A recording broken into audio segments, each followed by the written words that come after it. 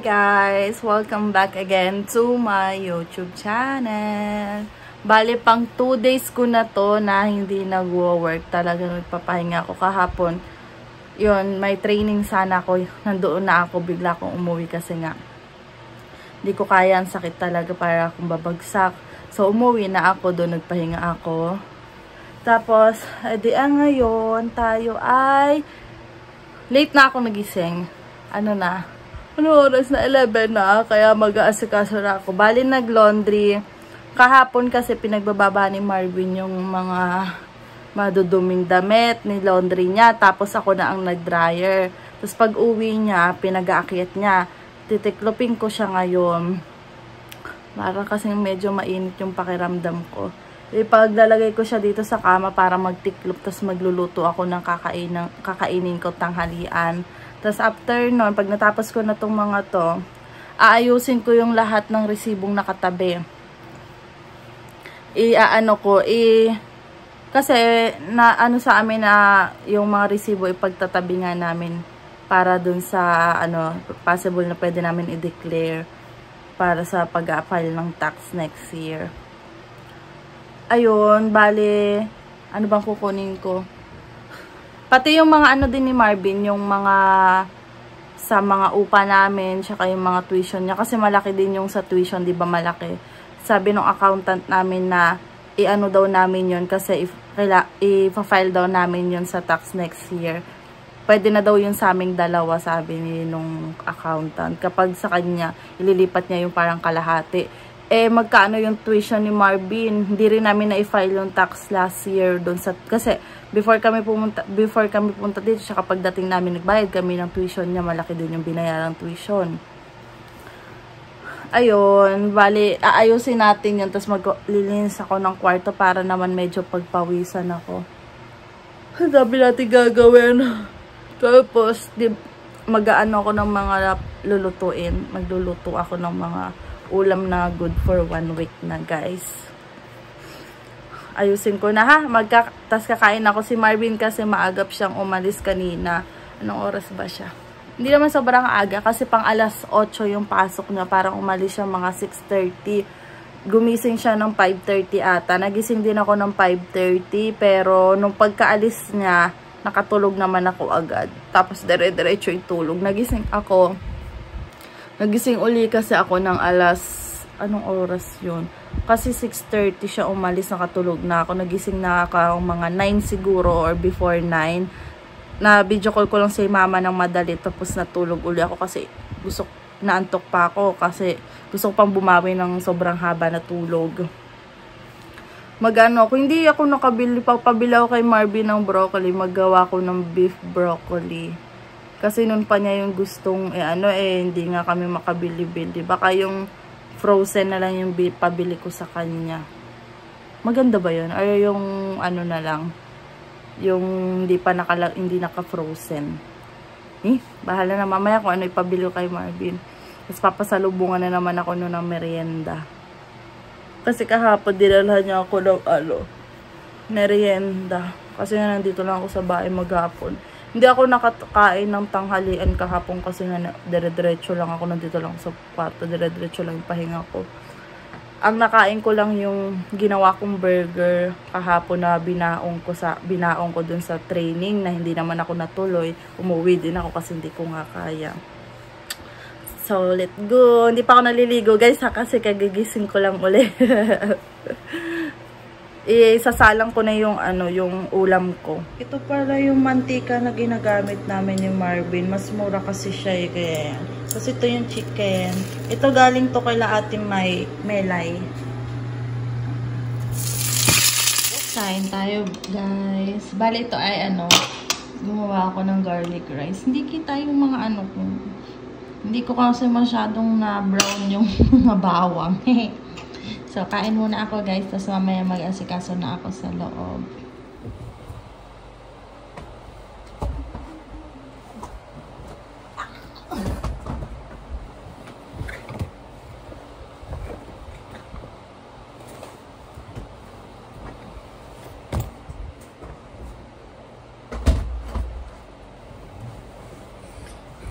Ayan guys, napakadami ng titiklopin ko. Tiklopin natin to kasi ako yung may time. Kasi nung nakaraan si Marvin na nagtiklop dahil nga wala akong day off. Tapos yan, yung lagay namin ng damit na yon, inayos niya talaga yan. Kasi hindi na nga ako makapag-ayos.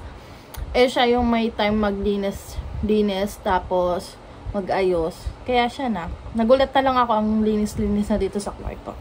Kaya ako naman yung mag-aano. Kasi siya yung may work naman ngayon. Simulan na nating mag-tiklop, guys! Ayan guys, nakapag-tiklop na ako. Tapos ko na itiklop. Ilalagay ko na lang siya sa lagay ng mga damit. Then after nan, resibo naman tayo guys. Nanonood pala ako. Hindi pala, kanta pala to. Kumakanta ako. Mga Disney song. Guys, kakatapos ko lang maligo. Tapos, inilabas ko pala kanina tong salmon. Gagawin kong sinigang na salmon. Tapos ito yung chicken. Yung kanina namin ulam. Ay, kanina kong ulam. Ito ulit yung ulamin ko. Kasi wala na akong oras. Ang dami kong ginawa. Kaya hindi ako nakapagluto. Tapos, ito, inilabas ko to. Gagawin kong ano bang gagawin ko? Gusto ko ng, beef broccoli. Hindi kami nakabili ng broccoli. Lulutuin ko muna itong prito para makakain kami ni Marvin. Tapos, tutulungan ako ni Marvin para maiano tong pang-ulam namin. Ngayong week na to. Ay, nagugutom na ako. Kukuha na akong saging, guys. May naman tayo. May manguya. Ubus na.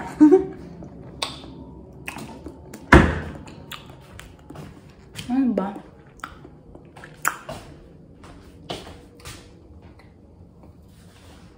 Init na natin to.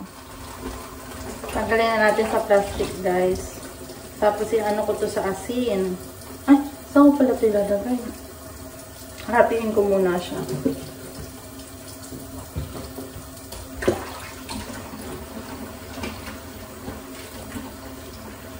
Gusto kong gumawa ng Bicol Express. Ang sarap. Gagawa ako sa Hindi ako nakabili ng saya. Siling babuyo. Hindi babuyo ba yun? Tawag doon. Na mahabang siling kulay green. Kasi kailangan na gano'n eh. Naglagay na ako ng tubig dito guys para mapakuluan natin yung ito mamaya. Painitin ko na lang ng konti. Tapos nilagyan ko na ng mantika yung aking kawali. Kano kaya ito kadalaki yung gagawin ko dito? Ang gawin na lang natin ng tatlo.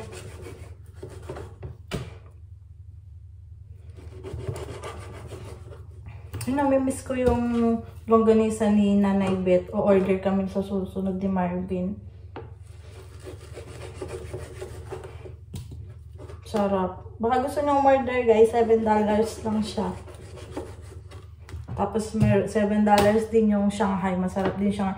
Gusto ni Marvin yung atsara ni Nanay Beth. Pag tuwing kakain kami, lagi niya yung laging kasali sa akin na kain niya. Asa kaya isang kutsilyo? Dalawa na yung kutsilyo guys. Yung isa ay, di ba yung isa ay matalab? May isang bago na. Pero hindi ko alam kung nasaan.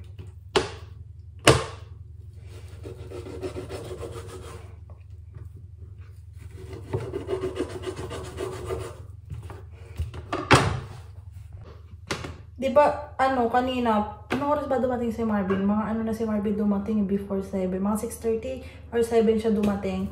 Saktong katatapos ko lang maglinis ng kwarto.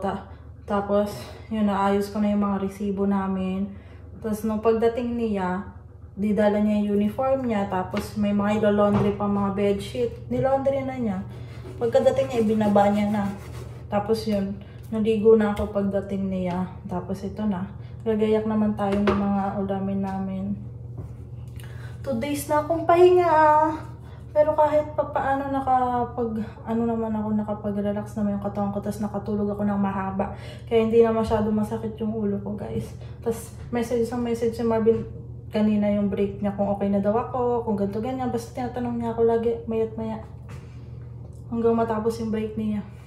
Kailangan natin ng... Ito, sukal. May konti ang sukal ko pala. Ito kailangan ko. Wala na ba yung dati kong ganito? Saka ito. Oo nga, ubos na nga pala yun. Kaya nga puro bago na pala to. Ayan. Puro bagong bili na itong mga to. Oh my God, nabubo.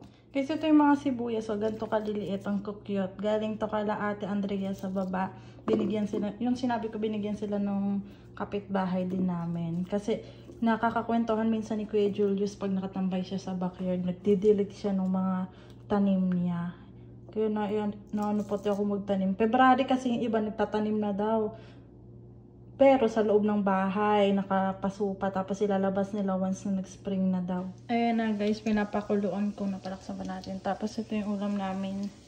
Baka hindi ko na magawa yung sinigang na salmon. Bukas na lang siguro pagka-out ko sa work.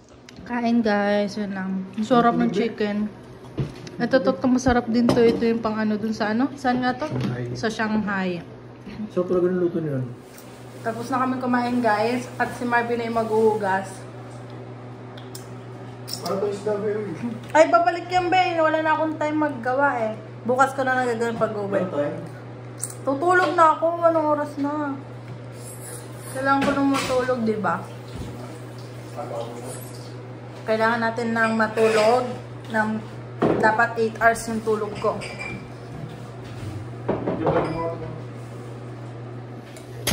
Ay, babalik ko na yan. Balik na natin tong salmon. Sorry. Nilabas ko sa kanina eh. Hindi ko naman naluto. Bukas na lang pag labas ko sa trabaho. Tanggalin na natin to guys. Tapos na rin maghugas si Marvin. Ito na lang huling huhugasan niya. Buti na lang kumulo na bago kami matapos kumain. Para makapagpahinga na rin. Work na bukas, tapos school naman si Marvin. Wala na namang pahinga. Ay, nag-day off ka mala lang Thursday. Uy, day off ka. Pero nag-aaral ka. Wala nang laman? May ano mo nga to? Ayan, basurahan namin guys. Nabubulok. Ay, tumalsik. Guys, magpapaalam na kami. Halika, paalam tayo.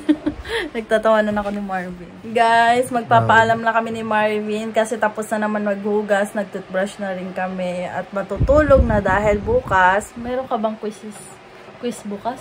Wala naman. Pero this week meron ka mga quiz. Ayun, madami siyang kaya magiging mga mabibisi siya this week. Tapos ako, trabaho na naman ako bukas pero kahit pa paano nakapagpahinga na naman. Dami na ulit. Tinan mo ang tsura ni Marvin. At least, mataba pa rin. Mabilog pa rin. Bala kong magluto ng, ano nga ilulutuin ko ba? Munggo, saka... Munggo? Wala tayong binili munggo, be. Oo nga, bibili mo nga akong munggo. Saka gagawa ako ng pork giniling. Hindi tayo nakabila ng giniling. Para nakapag-siomay din tayo. Mura lang yung giniling eh, nung bumili tayo dati. Dami na nun. Yung fresh, yung mismong nakagiling, parang nasa labas, hindi yung naka-frozen. Mahal yung naka-frozen. Sa Skyland, yung kahapon tinignan natin, hindi tayo bumili. May mga butcher. Oo, yung madami na yun eh, yung 1 kilo, ang dami. Ano yun? Nakalagay na sa ano? Ano nakalagay sa labas? Oo, ganun. Nagtingin ba tayo kanina kahapon? Nagtingin ako, nagsisearch ka nga ng kung magkano yung, basta may tinitingnan ko magkano. Doon. E di sana makapag-siomay na sana tayo, tapos gusto ko ng giniling, pork giniling. Pork giniling, kailangan natin ata ng sayote. Sayote ata dun eh. Pork giniling, puro gulay yun. Tsaka carrots ata, yun napanood ko kasi. Tapos maggagawa, okay. Hindi ba pwedeng sa shadow isda yung salmon? Hindi, no? Hiwa-hiwa na eh. Yung parang tilapia yun, gulunggong. Gagawa rin kami nun, guys. Sorry. Pero hindi kasi kami nakapagsulat kahapon ng mga bibilhin namin. Kaya kung ano lang yung mga nakita namin, yun lang pinamili namin. Kung ano napusuan namin. Oo. Kung napusuan lang. Dapat pala sa susunod na grocery namin, magsusulat na ako ng mga balak gusto kong lutuin sa 2 weeks na yun para mabili namin yung mga kailangan talaga, kung ano yung mga gulay. Exactly. Wow, exactly. Tapos magpapasta ako, guys. Gusto ko ng sopas. May pasta. Yung pasta nga na yung cherry tomato ba yun? Yung maliliit. Hindi, unahin mo natin chicken. May chicken pa tayo dyan. Huwag mo nang chicken na naman. Hindi, ibig sabihin kasi nakamarinate yun. Wala tayong nakamarinate chicken. Yung inihaw. Isang piraso na yun. Isang malaki. Hati pa tayo dun. Uy, isa na lang yun. Di akin na lang yan. Bali, isa na lang yun. Akin yung bukas. Lutuin mo na bukas, tapos meron kang pancake dun eh. Gumawa si Marvin ng sarili niyang pancake. Kasi sa saging yun. Sa Pilipinas, nag-ano kami. Masarap dun ba yung gawa ko? Kasi kami. Pero mas masarap yung nasa Negre. Oo, masarap yun. Kasama natin sila Tita Nancy. Tsaka Tito Nuts. Oo, sarap din yun eh. Paras para silang N. Oo nga, hindi ko na napansin. Kami ni Marvin wala eh. Ayan. Ano ba tama magaling ilong ko? May iba nagsasabi magkamukha daw. Magkamukha ba? Hindi naman eh. Taba ng ilong ko. May time na kamukha Swerte mo no, kung kamukha kita. May time na kamukha ko si Marvin kapag ako'y nakaayos. Sabi nga doon namin, kamukha daw tayo. May time. May time na hindi kasi ganyan itsura ko eh. Walang ayos. So, yun na guys. Magpapaalam na kami. Maganda gupit sa akin ni Kuya. Ang ganda nga gupit. Hindi ko na naayos ang una. Gupitan mo na rin ako ha? Konti-konti lang. Ganda ang gupit sa akin eh. Bagay sa akin eh. Yung barbers na mataas. Gano'n lang. Yung barbers mo to. Sabi sa akin Kuya kasi barbers na ganito lang yung normal. Tapos sabi ko pataasan pa kasi hindi bagay sa akin yung makapal-kapal dito. Pangit. Hindi bagay sa akin. Tapos pinataasan ko pa. Sabihin ko daw next time, barbers na mataas lang. Sige na guys, paalam na kami. Yeah. Don't forget to like and subscribe sa YouTube channel ko at i-follow and like nyo rin po yung aking Facebook page. Nakalagay na po sa comment section yung Facebook page ko po. Tapos i-share ko na po yung winter jacket tsaka winter boots kasi may mga nagme-message pa po sa akin saan kami umorder kasi dadating sila ngayong winter. Yan lang guys. Bye-bye!